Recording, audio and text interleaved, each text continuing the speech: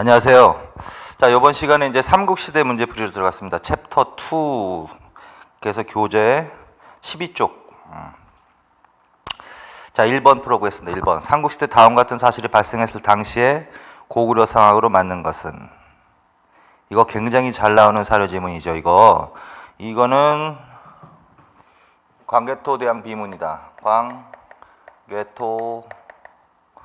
광개토대왕 능 비의 일부 내용이다.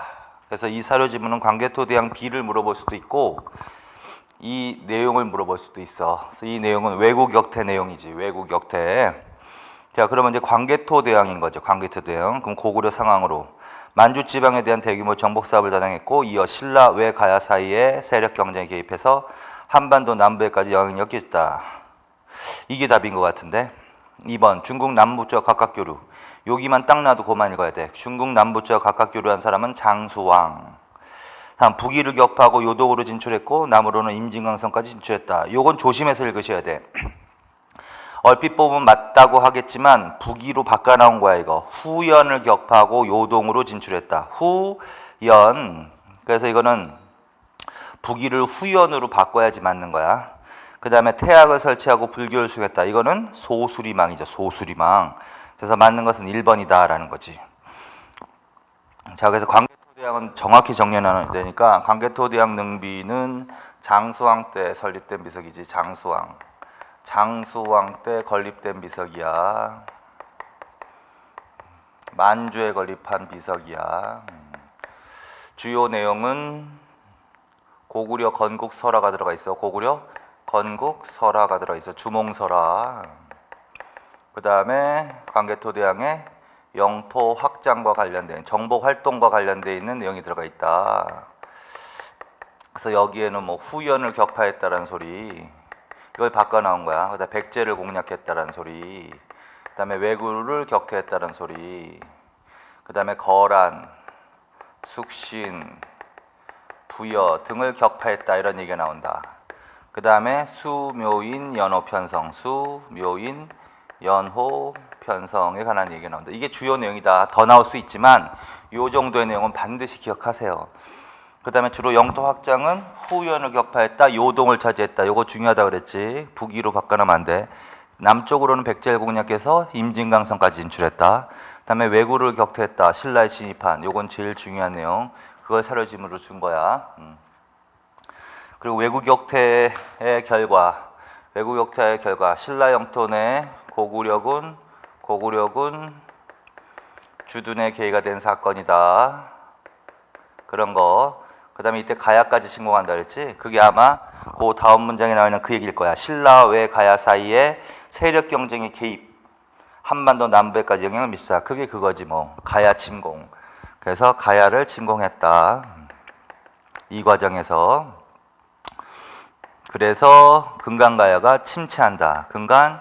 가야를 중심으로 하는 정기연맹체가, 가야연맹체가 침체하는데 영향을 끼치는 사건이다. 그래서 굉장히 중요하다 이거. 자, 그래서 광개토대왕 이 문제는 비석도 정리해놓고 그다음에 내용. 자, 그다음에 2번으로 갑시다. 다음은 고구려와 신라의 교류 사실 말해주는 유물이다. 이 유물과 관련되어 추론할 수 있는 역사적 사실에 대한 설명 가장 알맞은 거. 이거 뭐 호우명 그릇이죠. 호우명 그릇. 호우명 그릇을 문제를 낸 거야. 호우명 그릇이야. 고구려와 신라의 교류 사실을 반영하는 거. 자, 그런데 이걸로 추론할 수 있는 것으로 가장 알맞은 게 뭐냐? 광개토대왕군의 왜구격퇴 이후 신라 영토 내 고구려군이 주둔했다. 그게 답이지 뭐. 가야의 중심지가 대가야에서 금강가야로 변화됐다. 이거는 반대로 설명한 거지. 왜구격퇴의 결과 고구려군 주둔의 기회가 됐다. 그래서 고구려군 주둔을 반영하는 것이다. 그래서 그거 1번을 답으로 하는 거고, 그 다음에 금강가야가 침체하고 대가야가 활성화되는다. 대가야가 활성화되는데 영향을 미쳤다라는 거지. 그 다음에 금강가야 침체는 정기가야, 이거는 후기가야. 그래서 호우명 그릇과 관련해서는 전혀 관계가 없는 거, 오히려 반대로 해야 되는 거. 그 다음에 후연을 격파하고 요동을 차지한 사실을 반영한다. 그거는 광개토대왕 능비에 기록되어 있는 거지 여기에 기록되어 있는 게 아니죠. 이 유물이 제작되던 시기, 이 유물이 제작되던 시기는 어느 때야 그럼? 이거 호우명 그릇은 어느 때 제작됐다고? 이것도 장수왕 때. 이것도 장수왕 때 제작됐다 그랬지? 그럼 5세기야, 5세기. 광개토대왕을 제사 지내기 위한 그릇. 그럼 이때는 양나라가 나오면 안 돼. 양나라는 6세기 나와야 돼. 6세기 특히 백제와 교류했던 나라. 특히 백제와 교류했던 나라. 장수왕 때는 북이 송 이렇게 나와야 돼. 북이나 송과 남북조 동시 교류했다 이런 식으로. 자, 그래서 답은 1번밖에 없다. 그 다음에 3번. 고구려 장수왕 때 사실로 바른 거. 낙랑군을 완전히 몰아낸 고구려는 압록강 중류 지역을 벗어나 남쪽으로 진출할 수 있는 발판을 마련했다. 이건 미천왕이죠. 미천왕. 미천왕은 두 개만 외우면 되죠. 서안평 점령하고 낙랑대방군 축출. 낙랑대방군 축출의 의미는 뭐다? 한 9년을 최후로 축출했다. 그래서 어디로 진출했다? 남쪽으로는 구체적으로는 대동강유역으로 진출하는 계기가 되었다. 이렇게 해야지 맞는 거야. 1번은 미천왕. 2번 게르보시의 왕위가 독점적으로 세습되고 오부체제로 본격적인 발전. 이건 태조왕 때야. 태조. 고구려 태조왕 때. 만주 지역에 대한 대규모 정복사업을 사용했다. 이거는 광개토대왕. 흥안령 일대 초원지대 장악. 요새는 이 문장도 굉장히 잘 나온다 그랬죠. 그래서 흥안령 일대 초원지대를 장악하고 남북조와 각각 교류했다. 남하 정책을 본격적으로 추진했다. 평양 천도하고 장수왕. 이 4번이 답이죠. 4번. 그 다음에 이제 4번으로 갑시다. 다음 아래 글을 읽고 이 당시 백제 상황에 대해 설명으로 맞는 것을 고르면 백제국은 본래 고려와 함께 요동 동쪽 천리에 있었다. 그 고려가 요동을 차지하니 백제는 요소를 차지했다. 백제가 요소를 차지한 때가 어느 때다? 근초고왕이다. 무조건. 고구려는 무조건 어디로 진출해야 돼? 요동으로 진출해야 돼. 그래서 요동. 그다음에 백제는 무조건 어느 나라로 진출해야 돼? 어느 지역으로 진출해야 돼? 요서. 그리고 고구려가 요동을 완전히 차지한 때가 바로 어느 때다? 광개토대왕 때다. 그다음에 근초고왕 때 요소 진출했다. 해서 근초고왕, 백제왕 중에서 제일 중요한 왕. 근초고왕이라는 걸 알아들으셔야 돼. 자, 율령을 공포하고 육전제를 참고하여 육좌평제를 주었다. 이거는 고이왕이지. 고이왕, 백제 고이왕. 2번 고구려 평양성에서 고구려 왕을 죽이고 황해도를 차지했다. 이게 답이지.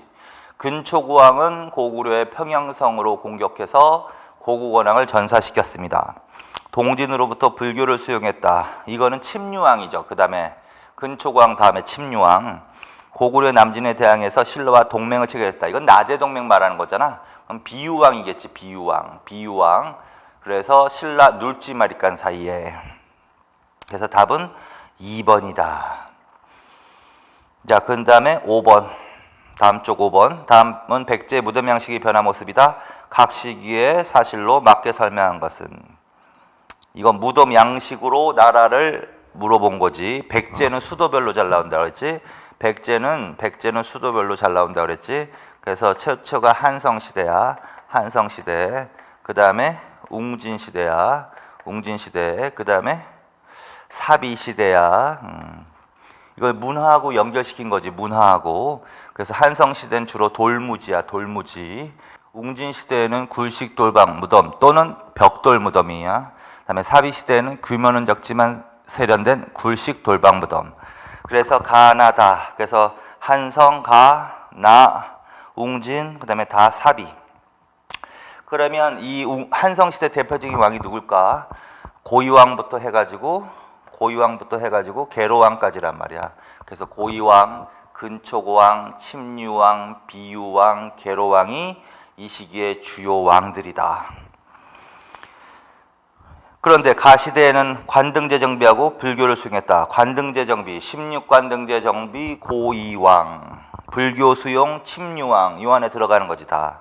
그러니까 1번이 맞는 것 같은데요. 2번 나시대, 웅진시대에는 부귀의 사신을 보내. 부귀의 사신을 보내 부역의 승을 표출한 사람은 계로왕이지. 계로왕. 그러니까 여기가 아니라 한성시대 일이지. 이건 틀렸다. 그 다음에 웅진시대 중앙관청 22부로 확대. 22부로 확대된 왕은 성왕이지. 성왕. 사비시대 대표적인 왕은 성왕, 무왕, 그 다음에 맨 마지막에 의자왕 요 정도 있겠지. 그래서 성왕 때 중앙에 22부야. 성왕의 중앙 때 22부. 웅진시대의 주요 왕은 동성왕과 문주왕이 웅진천도왕하고 동성왕과 문영왕. 문영왕이 대표적인 왕이다. 그래서 문영왕 때 지방에 22담로를 설치했다. 그거하고는 구분하셔야 된다는 거지. 자, 그래서 3번은 22부는 다로 가야 된다. 그 다음에 다 사비시대 신라 이찬 비지의 딸 아내로 맞이해서 나제 동맹을 강화했다. 나제 동맹이 처음 체결된 거는 이때지. 비유왕과 눌지마리간 사이에. 나제 동맹을 강화하는 결혼 동맹은 동성왕이죠. 동성왕. 그러니까 웅진시대지 사비시대가 아니죠. 자, 그래서 맞는 답은 1번밖에 없다. 1번. 자, 그 다음에 6번. 다음은 공주 송산리에서 발견된 고분에 대한 설명이다. 이 왕에 대한 설명으로 맞는 것을 고르면. 그러면 뭐 사실 공주에서 발견된 건 문영왕밖에 없었거든. 거의 문영왕 물어보는 거거든. 근데 공주 송산리 이것도 제끼고 영동대장군 사마왕 그거 줄쳐놓으시고 영동대장군 사마왕이 누구라고 그랬지? 문영왕이라고 그랬지? 그래서 문영왕릉에 대한 거야. 따라서 문영왕에 대해서 묻는 거야. 자, 1번 신라 이찬 비지의 딸 아내로 맞이했다. 동성왕과 소지마리간 사이에. 틀렸다. 중국 남조 양과 교류했다. 이게 맞다. 6세기 백제는 중국 남조 양과 교류했다. 그걸 알 수 있는 그림 양직공도도 양과 교류 사실을 반영하는 거다. 그 다음에 문영왕릉이 벽돌 무덤으로 되어 있는 것도 양과 교류한 사실을 반영하는 거다. 그래서 그걸 기억해야지. 오부오방의 지방제도 정비. 이거는 성왕이지. 중앙의 22부의 행정관청, 지방의 오부오방, 성왕. 일본의 노리사치기의 불교 전파. 이것도 성왕. 그래서 답은 2번이죠. 2번. 그 다음에 7번. 미출친 왕대의 사실로 맞는 것을 고르면 신라의 군주로 새로 임명된 김무력이 오면서 전세가 역전되기 시작했다. 왕은 전세를 만회하고자 기병 500여 기를 거느리고 틈을 타 전선으로 가던 중 구천에서 신라 복병을 만나 전사했다. 신라를 치다가, 이거 읽어야 돼. 문장구조. 신라를 치다가 왕이 죽은 거. 그건 저거밖에 없을걸? 성왕. 그래서 구천에서 백제왕을 말하는 거야. 그래서 이걸 관산성전투 말하는 거야. 관산성전투. 그래서 사비시대 누구? 성왕, 관산성전투를 말하는 거다. 자, 그래서 그럼 백제왕 성왕 물어보는 거지. 부귀의 사신을 보내 부역 예색을 표출했다. 계로왕.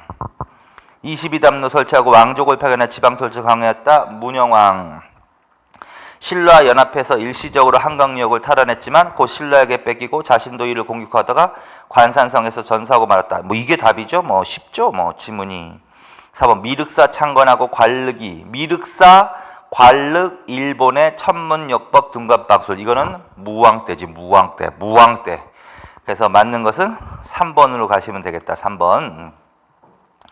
자, 그 다음에 8번. 신라 마립간 시대에 있었던 사실이 아닌 거. 이거는 신라 왕후 변천을 기억해야지. 신라 왕후 변천을 기억해야지. 신라 왕후 변천. 신라 왕후 변천은 신라는 왕후 변천. 거서관, 차차웅, 이사금, 마립간, 중국식 왕명, 불교식 왕명, 그 다음에 시호시대 이런 식으로 간다. 그리고 이건 뜻도 기억하라고 했지. 거서관은 군장, 수장, 차차웅은 제사장, 이사금은 연장자, 계승자, 마립간은 대군장. 마립간 시대 주요 왕, 뇌물, 눌지, 소지. 뇌물, 눌지, 소지. 처음으로 왕칭호 사용한 사람, 지증왕. 불교시 왕명 시대 주요 왕, 법흥왕, 진흥왕, 진평왕, 선덕 여왕, 진덕 여왕. 맞죠? 그 다음에 시호 시대는 어느 왕부터? 태종 무열왕부터 마지막에 경순왕까지. 그래서 삼국시대는 주로 마립간, 중국시 왕명, 불교시 왕명 이렇게 물어볼 거란 말이야. 그래서 마립간 시대면 주로 요 세 사람 중에서 물어보는 거겠지. 그럼 자, 마립간 시대에 있었던 사실 아닌 거. 고구려의 주선으로 전진의 북견에 사신을 파견했다. 고구려의 주선으로 전진의 사신을 파견했다. 뇌물 마립간. 백제와 동맹을 체결해서 고구려의 남진에 대항했다. 비유왕과 백제 비유왕과 눌지 마립간 사이에 나제 동맹. 그 다음에 동성왕과 소지 마립간 사이에 결혼 동맹. 수도 경주에 시장을 설치했다. 수도 경주에 시장을 설치했다. 소지마리간 때도 나온다. 지지구왕 때도 물론 나올 수 있다. 그런데 소지마리간 때도 나올 수 있으니까 맞는 거야. 근데 동시와 동시전 설치했다. 그러면 안 돼. 그건 지지구왕으로 가야 되니까. 농업을 장려해서 우경을 실시하고 순정을 금지했다. 이게 답이죠 뭐. 이게 지지구왕 때지. 지증왕 때. 9번 다음 글에 해당하는 왕대의 사실로 맞는 거. 처음으로 소를 이용한 밭갈이가 시작되었다. 그만 읽어야 돼. 요것만 읽어도. 소를 이용한 밭갈이. 이게 우경이라고. 우경 실시했다. 두 번째. 중국의 9년제에 따라 지방제도 정비했다. 9년제 정비. 지증왕. 1번 이사부로 하여금 우상국을 복속하게 했다. 이게 답인 거죠 뭐. 왕호를 이사금에서 마리간으로 바꿨다. 이사금에서 처음으로 마리간 칭호 사용한 사람. 뇌물. 2차돈의 순결계기로 불교를 공인했다. 법흥왕. 고령의 대가야를 정복했다. 진흥왕. 법흥왕 때는 가야와 관련되어 있는 것만 정리하면 법흥왕 때 2개. 대가야와 결혼 동맹을 체결했다. 이게 먼저라고 그랬지. 그 다음에 금강가야를 멸망시켰다.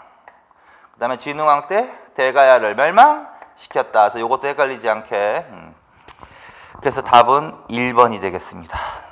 자, 그 다음에 이제 10번으로 갑시다.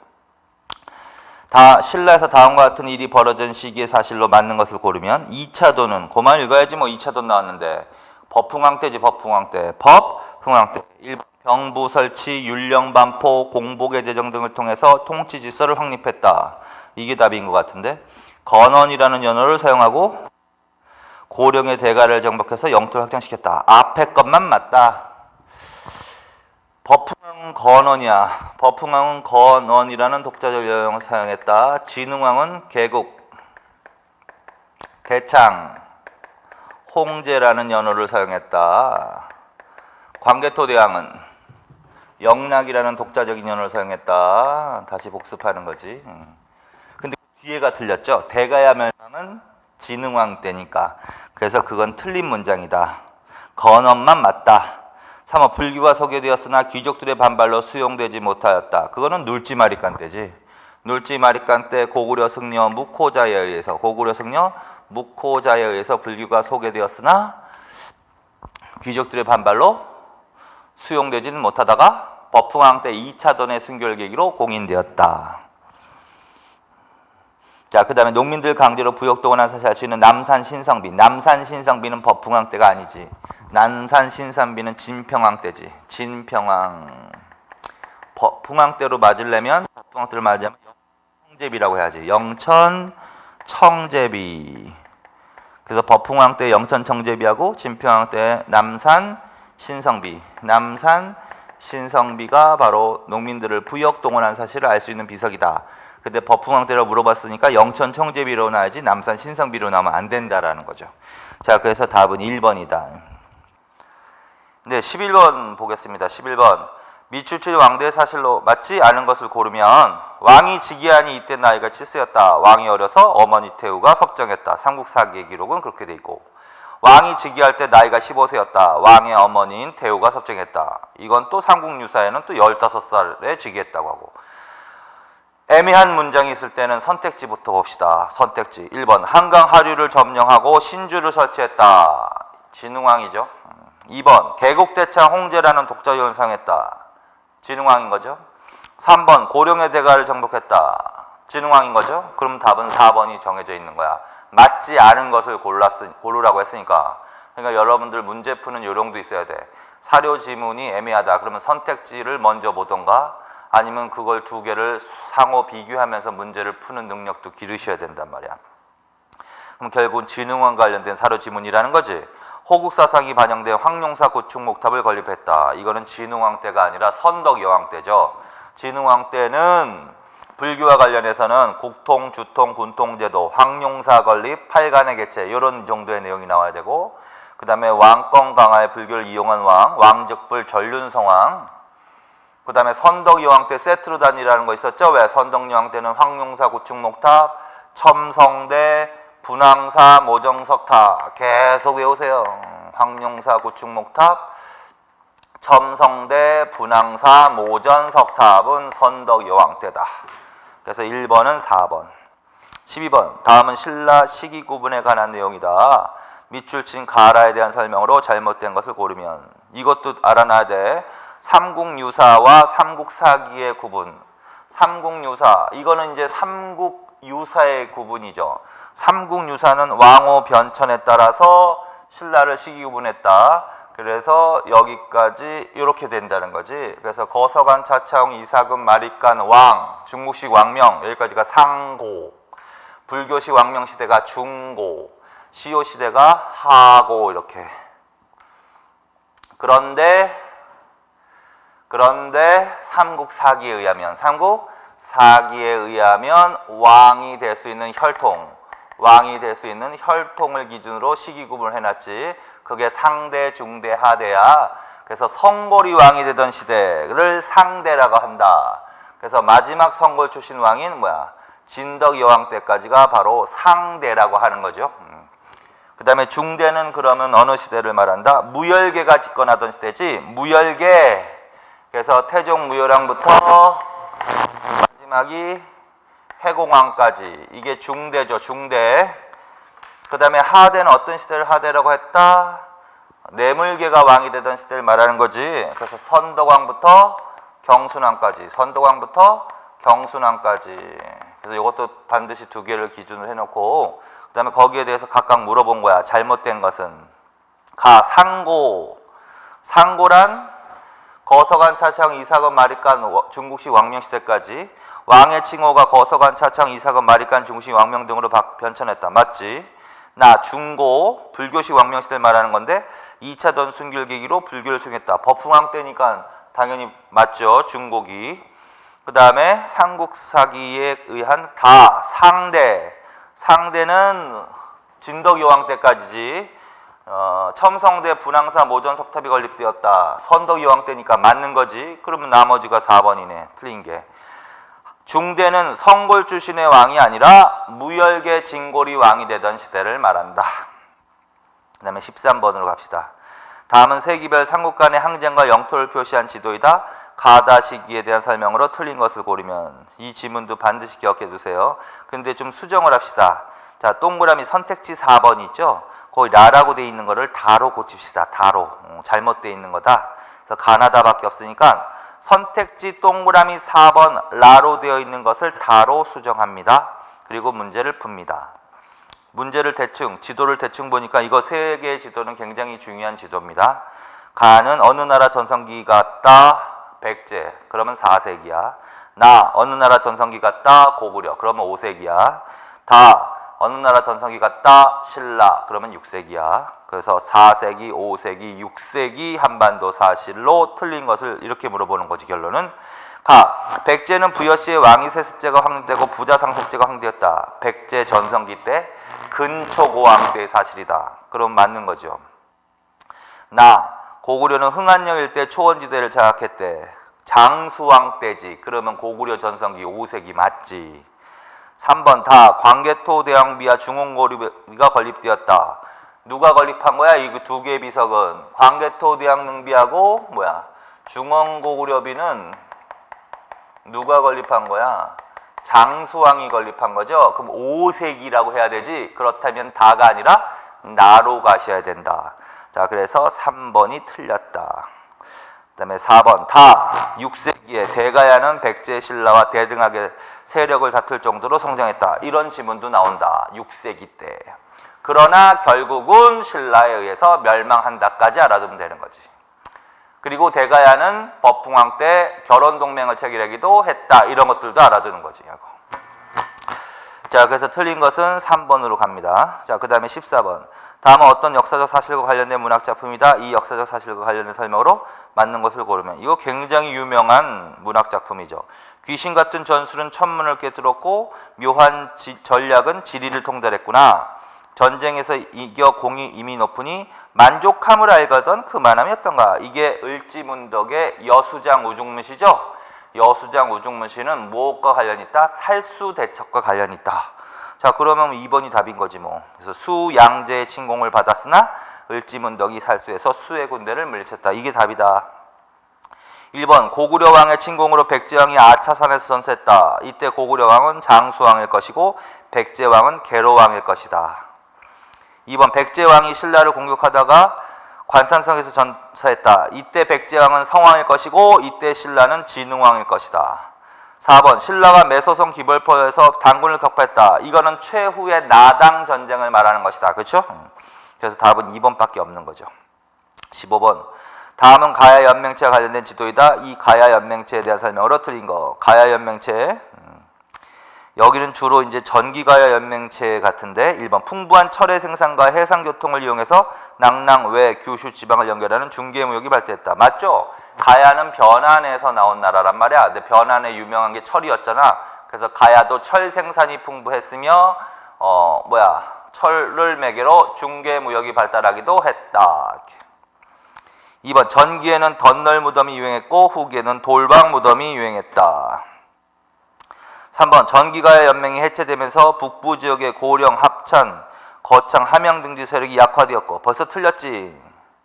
전기가야 연맹체는 김해 금강가야를 중심으로 하는 연맹체를 말한다.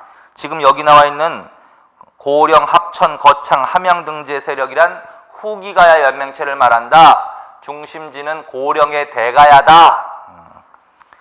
자, 그래서 결국은 전기가야 연맹체가 해체된 이후에는 김해, 창원, 이게 거꾸로 된 거야. 김해, 창원을 중심으로 하는 남동부 지역의 세력은 약화되고 고령, 합천, 거창, 함양 등지 세력은 활성화된다. 이렇게 표시해야 되고 그 다음에 이렇게 변하게 되는 계기가 된 사건이 광개토대왕의 왜구 격퇴의 영향이라는 것도 알아두셔야 된다. 4번 6세기 초의 대가야는 백제 신라와 대등하게 세력을 다투게 되었고 이것도 그냥 지문으로 알아두세요. 좀 전에 문제도 있었지. 신라와 결혼동맹을 맺어 이거는 법흥왕 때지. 신라 법흥왕 때 고립에서 벗어나려 했다. 그래서 틀린 것은 3번밖에 없다. 자, 그 다음에 16번 삼국시대 통치체제에 대한 설명으로 틀린 거. 1번 삼국 초기에는 고구려 백제의 5부나 신라의 6부가 중앙의 지배 집단이 되었다. 조심해서 읽어야 돼. 고구려와 백제는 5부, 신라는 6부야. 2번 고구려의 대가는 독자적으로 사자조의 선인의 관료를 두었으나 그 명단은 왕에게 보고하게 하였다. 맞지? 상가, 고추가 등 대가가 있었으며 그들은 독자적으로 사자조의 선인을 거느리기도 했다. 그런데 이제 고대 국가로 발전하면서 왕권이 강화됨에 따라서 그들의 명단은 왕에게 보고해야만 했다. 이것도 맞는 지문이다. 3번 국가의 중요한 일이나 여러 부의 힘을 통합하여 국가의 동원력을 강화하는 일은 각 부의 기조국으로 구성된 회의체에서 결정했다. 맞지? 그래서 고구려에서는 제가회의, 그다음에 백제에서는 정삼회의, 신라에서는 화백회의가 해당된다. 4번 신라는 왕경인을 대상으로 16관등제를 정비하고 관등에 따라 복색을 달리 정했다. 틀렸죠 이거? 16관등제하고 17관등제는 외우시라고 그랬죠. 고구려는 14관등 내지는 10여 관등. 신라는 무조건 외워야, 백제는 무조건 외워야 돼. 16관등이야. 신라도 무조건 외워야 돼. 17관등. 그래서 16관등은 백제, 17관등은 신라. 그리고 이거 조심해서 읽어야 되는 거야. 뭐에 따라서? 관등에 따라서야. 관등에 따라서 복색을 달리했다고 해야 돼. 골품이나 신분이 아니라 관등에 따라서 그런 것들 조심해서 읽고. 근데 그건 맞게 표현되어 있는 거죠. 그리고 복색은 두 나라만 기억하면 돼. 백제는 자비청이야. 백제는 자색, 비색, 청색이야. 신라는 자비청황이야. 자비청황. 진골은 모든 복색을 다 입을 수 있었다. 자비청황. 골품제 생각하시면서 육두품은 비청황색의 공복을 입을 수 있었다. 오두품은 청황색의 공복을 입을 수 있었다. 사두품은 황색의 공복을 입을 수 있었다까지. 자, 그 다음에 17번으로 갑시다. 삼국의 지방통치와 군사제도에 대한 설명으로 틀린 것은 삼국은 지방행정구역을 편성하고 지방관을 파견하여 중앙집권체제를 강화했다. 지방행정구역, 지방관 파견, 중앙집권체제 강화. 2번 촌락은 지방관을 파견하지 않고 토착 세력인 촌주의 자치를 허용했다. 3번 신라는 수도가 한쪽에 치우쳐 있는 것을 보완하기 위해 소경을 설치했고 사신을 파견했다. 소경과 사신, 수도가 한쪽에 치우쳐 있는 것을 극복. 4번 행정과 군사가 미분화되었는데 신라에서는 대모달과 말객으로 하여금 군대를 지휘하겠다. 틀렸죠 이게? 그래서 나라별로 섞이지 않게 조심해서 읽으라고. 대모달, 말객은 고구려로 가야 돼. 대모달, 말객은 고구려. 신라는 군사 조직 알아두셔야 되고 서당과 정, 중앙군인 서당, 지방군인 정 이렇게 있다. 자, 그 다음에 18번 고구려와 수당과의 전쟁과 관련되어 있는 사실들. 자, 이를 순서대로 바르게 나열한 것은 기억이 먼저인가 니역이 먼저. 이거 지금 저거와 관련 여수 여당 전쟁과 관련되어 있는 것 중에서 순서를 물어본 거죠. 기억이 먼저야 살수대첩이 먼저야 신집이 먼저야. 당연히 신집이 먼저지. 신집. 그러면 니은이 시작이 먼저 돼야 돼. 그러면 2번 3번에서 골라야 돼. 기억이 먼저야 디귿. 살수대첩이 먼저죠. 니은기억. 2번이 답이네. 자, 그래서 여수 여당 전쟁 고구려의 요서 공격으로 고구려의 요서 선제 공격으로 전쟁이 시작되었습니다. 그래서 같은 해 수 문제가 침공을 합니다. 그런데 격퇴합니다. 그리고 2년 후에 그 자신감에 입각해서 신집 태학박사 이문진이 신집 5권을 편찬합니다. 영양왕 600년에. 그리고 수양제가 또 쳐들어옵니다. 그게 바로 살수대첩. 살수대첩. 그리고 수나라가 망합니다. 당나라가 건국되었습니다. 당나라 침입에 대비해서 천리장성을 축조하기 시작했습니다. 천리장성. 영계소문이 정변을 일으켰습니다. 영계소문 정변. 그 다음에 당나라가 쳐들어옵니다. 그래서 안시성에서 물리쳤습니다. 양만춘을 중심으로 안시성 전투. 요 정도의 순서는 알아두셔야 된다. 신집, 살수대첩, 천리장성, 영계소문 정변, 안시성 전투 이런 것들은 알아두셔야 된다. 그래서 답은 2번이다. 자, 그 다음에 이제 19번으로 갑시다. 19번. 다음 사실들을 순서대로 바르게 나열한 것은 기억이 먼저다, 니은이 먼저다. 고구려의 요서 진출이 먼저다. 고구려의 불교 수용이 먼저다. 백제의 요서 진출은 근초고왕일 것이고 고구려의 불교 수용은 소수림할 것이고 근초고왕과 비슷한 시기의 고구려 왕은 고구원왕일 것이고 고구원왕 다음에가 소수림왕이기 때문에 당연히 근초고왕이 먼저가 되는 거지. 그래서 근초고왕. 그래서 기억이 먼저지. 그러면 1, 2번에서 골라야 돼. 그러면 나제동맹이 먼저냐 고구려 불교 수용이 먼저냐. 고구려 불교 수용은 소수림왕이고 나제동맹은 비유왕과 눌지마리간 사이에 있는 거고 비유왕과 눌지마리간 사이에 나제동맹이 체결되는 원인은 장수왕의 평양천도를 계기로 남하정책 때문이고 장수왕보다 소수림왕이 앞인 거고 그러면 결국은 뭐야? 니은이 그 다음으로 가야죠. 그럼 답은 나왔네. 1번이 답이지. 기영, 니은, 디귿. 그 다음에 백제 웅진청도는 계로왕 죽은 다음에 문주왕 때 웅진천도 하는 거고. 자, 그래서 기영, 니은, 디귿, 리을로 갑니다. 그러니까 이거 연도를 다 외우지 마시고 수업할 때 해드린 거 있죠? 그걸 항상 기억하세요. 고구려가 고국원왕 때, 고구려가 고국원왕 때, 백제는 근초고왕이다. 이게 비슷한 시기란 말이야 지금. 근데 고국원왕 다음에가 바로 뭐야? 소수림왕이잖아. 그럼 소수림왕 때 이야기는 이거보다 뒤란 소리 아니야. 소수림왕. 그 다음에 소수림왕 다음에가 광개토대왕이고 광개토대왕이고 광개토대왕과 관련되어 있는 신라왕이 뇌물마리간이란 소리 아니야. 뇌물마리간. 그러니까 요것들은 다 요거보다 앞이라는 소리고 광개토대왕 다음에가 장수왕일 거 아니야. 장수왕. 그러니까 장수왕 때 요거는 다 장수왕보다 앞일 것이고 장수왕이 평양천도 한다는 거 433년에 평양천도 427년에 평양천도 해가지고 체결되는 게 이것 때문에 체결된 게 433년에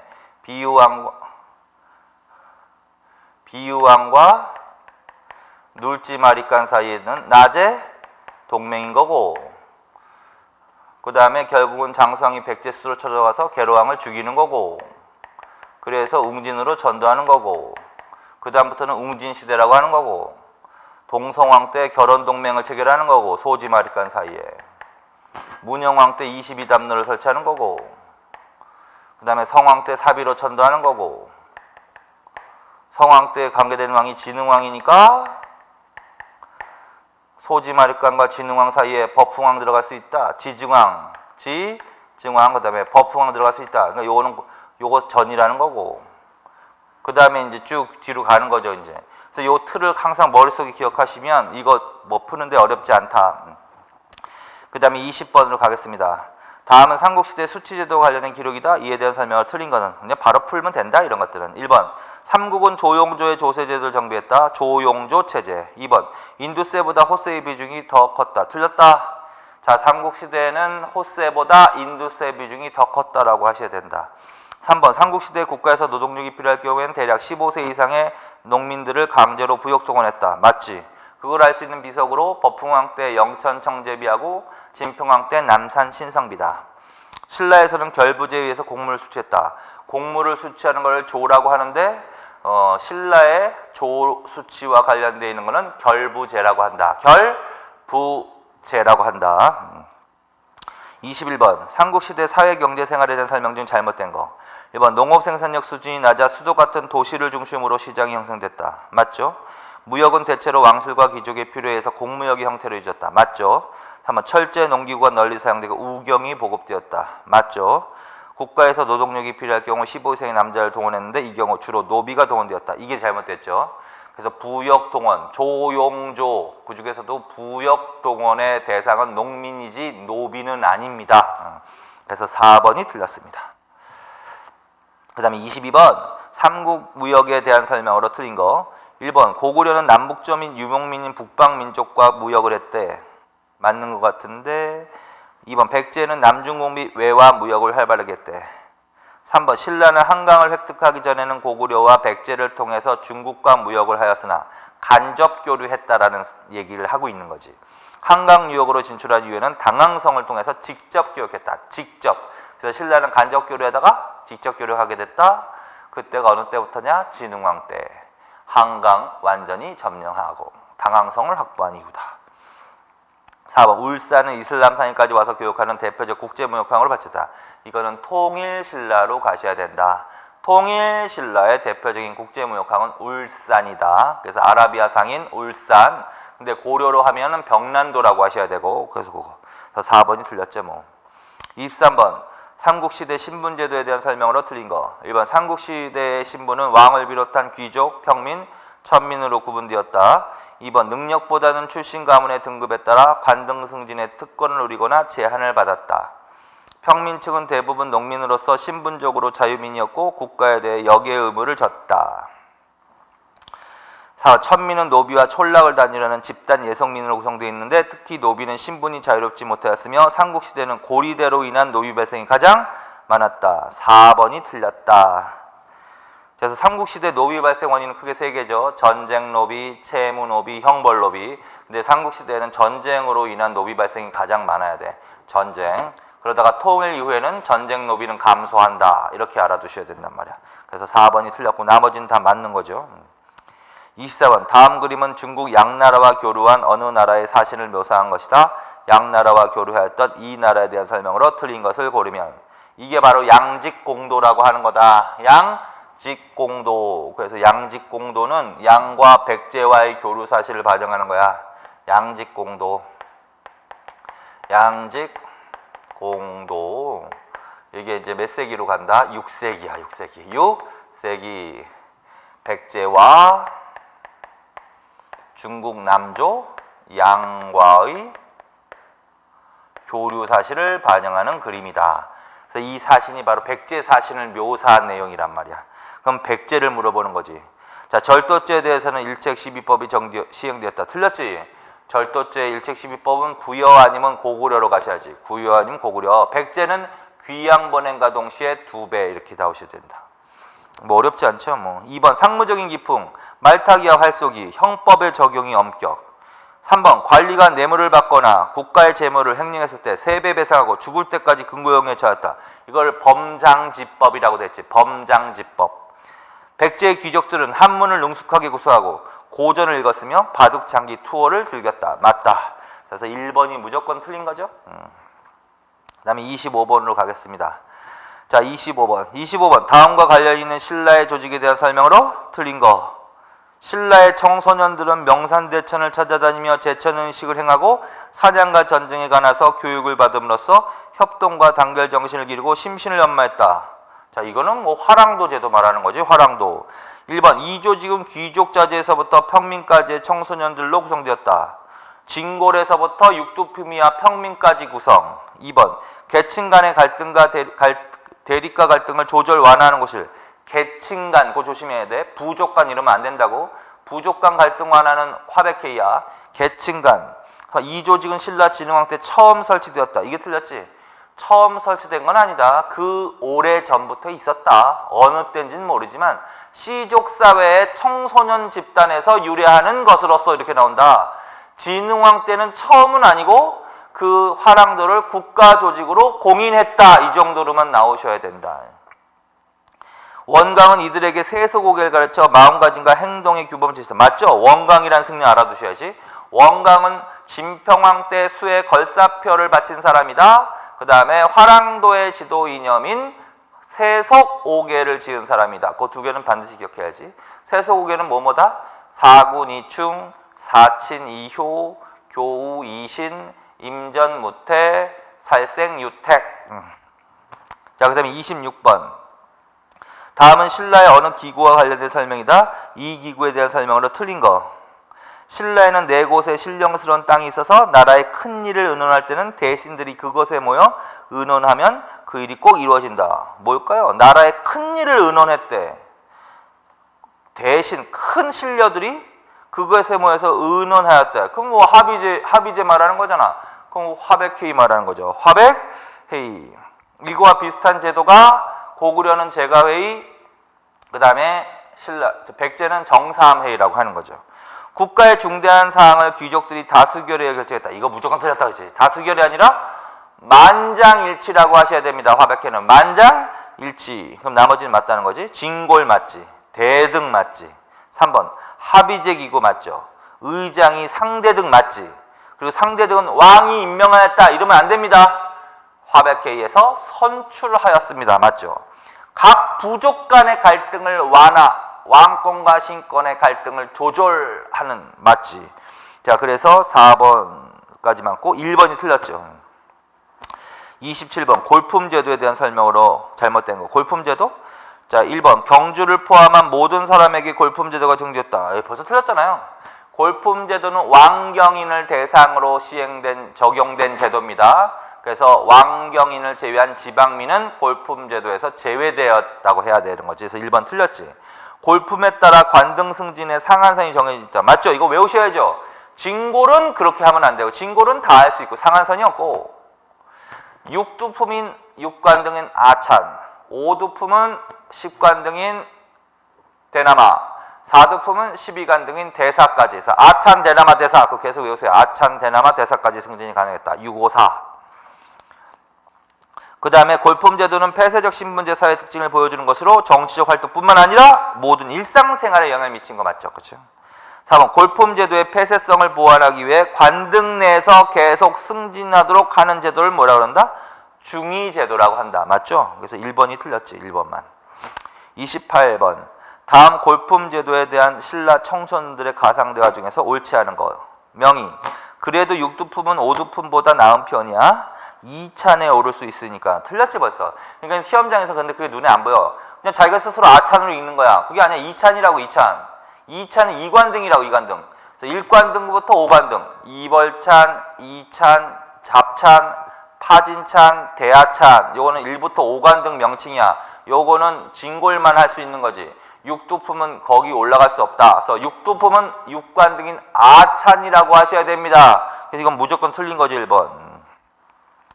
2번 육두품인 내 친구 중에도 관직에 진출한 것을 포기하고 승려가 된 사람이 있어요. 맞죠? 육두품은 관등 승진의 제한으로 불만이 있었던 계층이고 따라서 일찍부터 학문이나 종교에서 두드러지는 활약을 보였다. 학문이나 종교. 그래서 유학자도 많이 나오고 승려가 되는 사람도 많다. 맞지? 3번 내가 사모하는 보미는 진골인데 나는 사도품이라서 우리는 혼인하기 힘들 것 같다. 맞죠?